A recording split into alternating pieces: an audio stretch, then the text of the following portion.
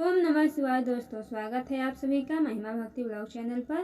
तो चलिए आज के वीडियो में मैं आप सबको भगवान भोलेनाथ और माता पार्वती की एक बहुत ही प्यारी सी कथा सुनाऊंगी। तो आप लोग कथा को ध्यान से सुनिएगा और कथा अच्छी लगे तो वीडियो को लाइक और शेयर जरूर कीजिएगा। तो चलिए कथा शुरू करते हैं। एक समय पृथ्वी पर लगातार 12 वर्षों तक भयंकर अकाल पड़ा था। अकाल के समय न कहीं आकाश पर बादल दिखाई दिए और न ही धरा पर कहीं हरियाली। सभी झीलें, तालाब, नदी, नाले सूख गए थे।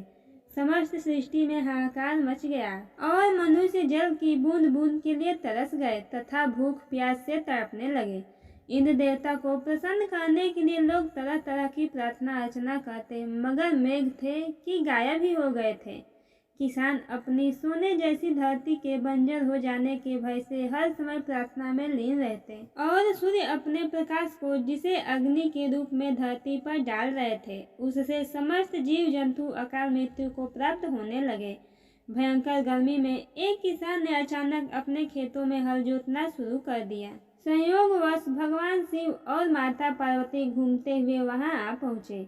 कमजोर शरीर वाले उस किसान को बंजर धरती पर हल चलाते तथा पसीने से लथपथ हुए जब माता पार्वती ने देखा तो उनका हृदय पसीज गया। वह सोचने लगी, यह किसान बिना जल के धरती पर हल क्यों चला रहा है? जब तक अकाल की स्थिति है, हल चलाने का कोई मतलब नहीं है। इसी सोच में डूबी माता पार्वती से भगवान शिव बोले, पार्वती क्या सोच रही हो? तब माता पार्वती बोली, देव, पिछले कई वर्षों से अकाल पड़ा हुआ है। बिना बारिश के इस बंजर धरती पर कुछ भी तो नहीं उगेगा। फिर इस किसान को क्या पड़ी है जो इस भयंकर गर्मी में धरती पर हल चला रहा है?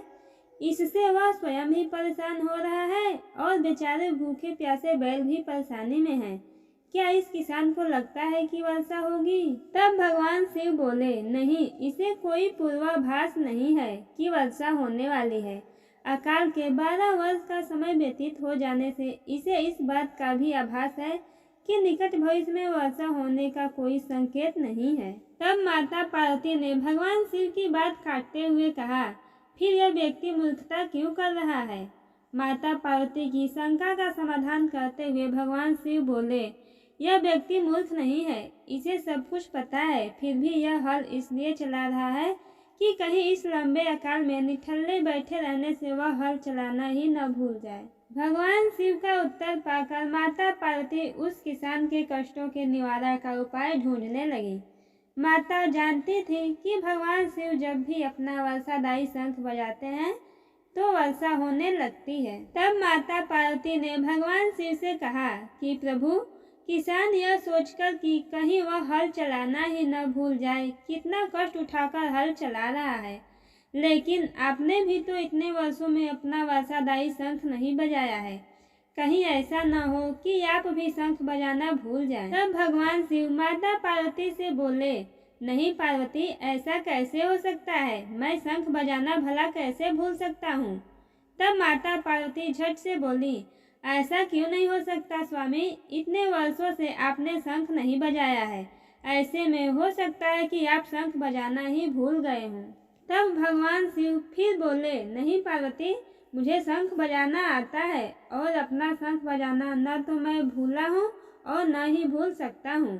भगवान शिव ने माता पार्वती की शंका निवारण के प्रयास में कहा, मगर माता पार्वती अपनी जगह अडिग थी। कहने लगी, प्रभु, यदि ऐसा नहीं है तो एक बार बजाकर क्यों नहीं देख लेते? माता पार्वती की बात सुनकर भगवान शिव को लगा कि वे संदेह में घिर गए हैं। संदेह दूर करने के लिए उन्होंने तुरंत अपनी झोली से वर्षादायी शंख निकाला और पूरे वेग से उसे बजाने लगे। बस फिर क्या था, शंखनाद होते ही समूचे आकाश में मेघ घिर आए। काले रंग के घनघोर बादल आकाश में हो और बारिश न हो, ऐसा भला कैसे होता? भगवान शिव पूरे वेग से शंखनाद करते रहे और मेघ भी पूरे जोर से बरस पड़े। देखते ही देखते मूसलाधार बारिश होने लगी। पूरी धरती जलमग्न हो उठी। इतनी बारिश हुई कि सारी धरती की प्यास बुझ गई। किसान नाचने लगे, मानो ही क्या पशु पक्षी भी भगवान शिव जी की इस कृपा से धन्य हो उठे। माता पार्वती इस पूरे संसार की प्रसन्नता से प्रसन्न हो गईं। माता पार्वती, जो अपनी व्यवहार कुशलता के कारण पृथ्वीवासियों को संकट से बचाने के कारण ही जगदम्बा कहलाईं। वे शिव जी से मुस्कुराते हुए बोली, स्वामी आप तो सचमुच में भोले भंडारी हैं। तो दोस्तों, हमारी भगवान शिव और माता पार्वती की कथा यहीं पर समाप्त होती है। आपको हमारी ये कथा अगर अच्छी लगी हो तो वीडियो को लाइक करके कमेंट बॉक्स में हर हर महादेव जरूर लिखिएगा।